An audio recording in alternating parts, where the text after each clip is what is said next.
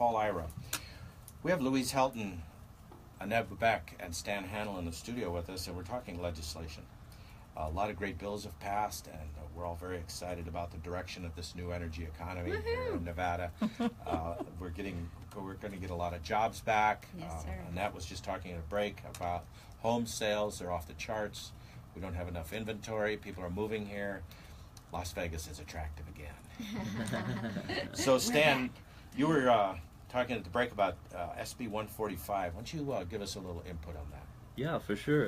That one has been signed by the governor and was originally to carve out a niche in legislation for energy storage systems. So basically things like a Tesla Powerwall, some lithium-ion battery storage for electricity. It's kind of the missing link to enable the better use of renewable energy on rooftop solar, as well as for commercial applications, and it can even scale up to full-scale utility systems. But one nice piece of that legislation also includes electric cars. So Section 1.4 of 145 also basically establishes an electric vehicle infrastructure demonstration program, creates it, and that will be a requirement for the PUC to kind of develop and basically require that all state utilities have some kind of plan for implementing electric vehicle infrastructure. So we're talking about recharging stations in the state. So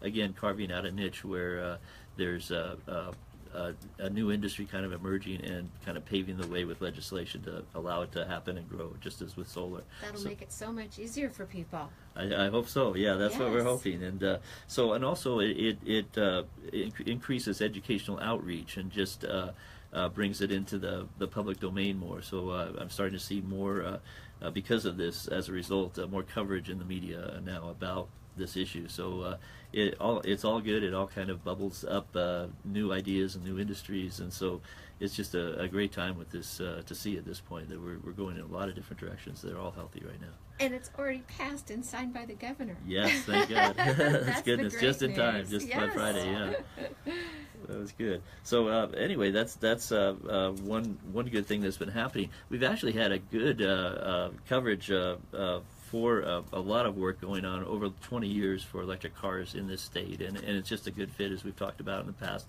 It's great to have solar to power your home, but if you can extend that out to power your transportation as well, we really emphasize that with our Drive Clean Energy program here with Green Alliance. Yeah.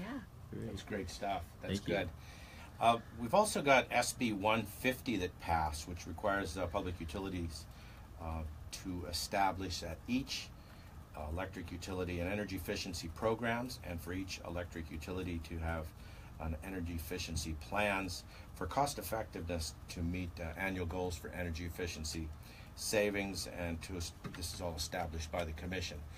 Tied to that bill is an extension of the finance term for the work that our company does for performance contracting. So now state agencies can have a 20-year finance term for payback on performance contracting projects. It was 15 years. All other agencies, municipalities, it's 25 years. The federal government uses 25 years finance too. So that's kind of a big deal. It stretches out the savings so they get much bigger projects, a lot more benefit coming back to the customers there. Plus, they can finance it up front with PACE now. And that's on the for the non-government side. You can yeah. do the same process with PACE. Mm-hmm. So for residential, commercial, industrial facilities, you can use PACE. Not residential. Did you want to talk a little commercial. bit about more Senate Bill 407? You mentioned it kind of in passing about the green banks and that type of enabling device. Yeah, that's the thing that's going to be so great is with the Green Bank and PACE. A lot of people, they have solar aspirations. They'd love to do it, but it's like, where do you get the money? How do you just do that upfront cost? And that's been taken care of now because of PACE, Property Assessed Clean Energy, as well as the Green Bank system. So that will take a few months to get set up. I'm sure the Governor's Office of Energy has really been working on that through the last interim session even. And there's wonderful role models that we can use from around the country that we've all been looking at and just thinking, oh gosh, if we could only have that here. And now we can.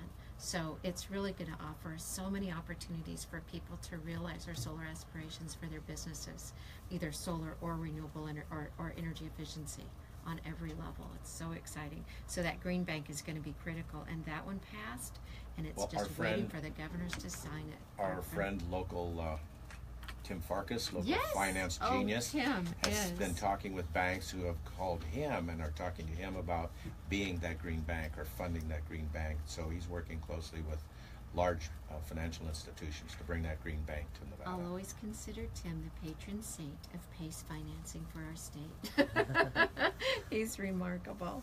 We have a caller. Chuck is on line 1. Chuck, good morning.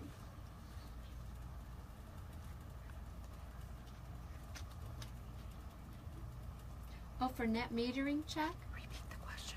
Oh, yes. Well, actually, what happened last session was the legislature, the governor didn't control this particular decision.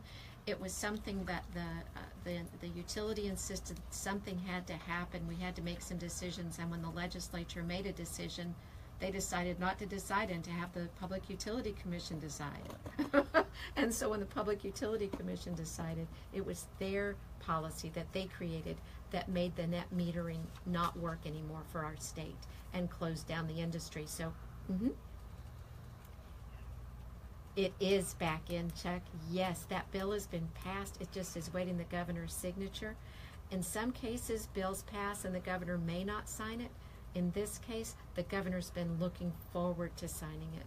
So once that's signed, it's law and it's back, and your rights are more protected than they were originally, because none of us had the guarantee that our contracts couldn't be changed.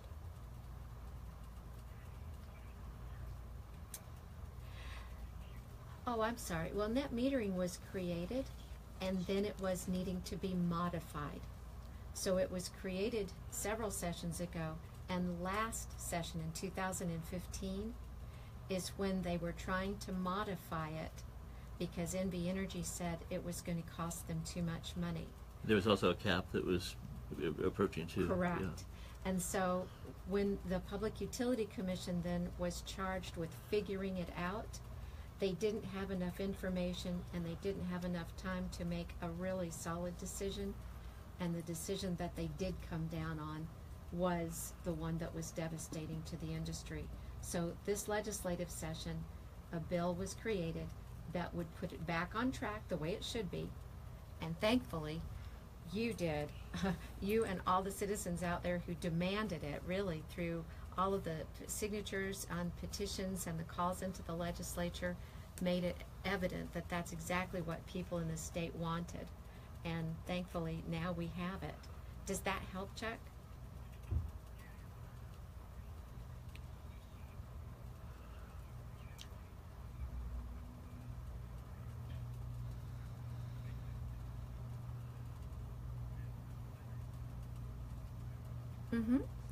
Well, those actually, yeah, I can tell you that those things have been put to bed years ago. The so-called subsidies that are in place now are actually opportunities for people like you and I, that when we buy our solar system and put it on our roof, you get a 30% tax credit from your federal taxes when you buy a solar system.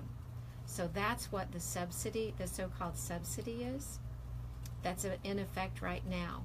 And at the same time that our government is putting in tax supports like that for companies like Solyndra or just, the regular citizens, you have to look at what's happening in China, and they're putting in $40 billion.